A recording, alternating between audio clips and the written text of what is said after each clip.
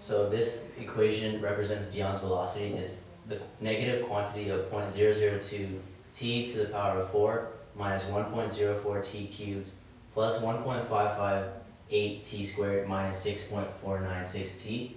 So in order to get the total displacement from the starting point, you'd have to take the definite integral of this velocity equation from the boundaries of 0 to 30. And it's 0 to 30 because that's how long that the two boys were searching for, as shown by this velocity graph. So this is Dion's velocity from the times of 0 minutes to 30 minutes.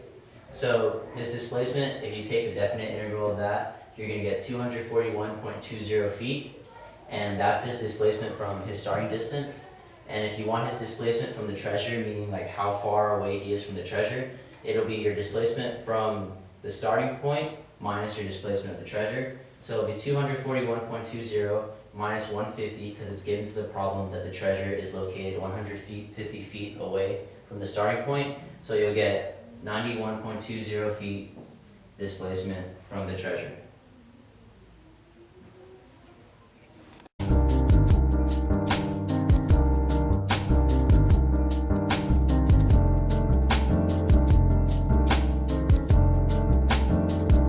So in order to get his total distance traveled, we have to take into account that the velocity graph goes under the x-axis for a certain period of time, meaning that it's negative. So in order to do so, we have to take the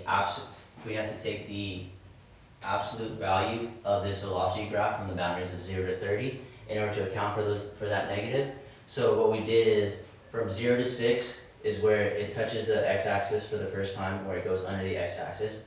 We go from 0 to 6 minus the definite integral from 6 to 17, because that's negative, plus the definite integral from 17 to 29, which is when the velocity graph is positive again. And then we have to subtract this final integral, definite integral, from 29 to 30 because it goes back under the x-axis. So when we do that and we add that all up, we'll get 355.42 feet, which is the total distance traveled. And so Dion turned around a lot, as indicated by this graph. Every time the graph goes under the x-axis and is negative, that's when he turns around and he has to turn back around again.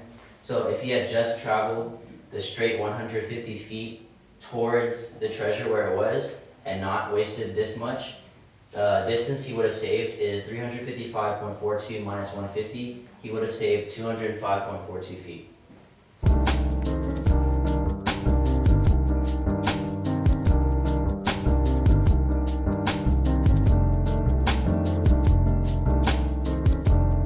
Okay, so here is my velocity. This is Sean's velocity at which he traveled, and it's represented by this graph. So let's find the total displacement. Displacement is just the distance from the starting point to where you traveled. So you just do that, and that's the value you get. And for the displacement from the treasure, you just take away 150, because the treasure is 150 from the starting point, and that's the value you get.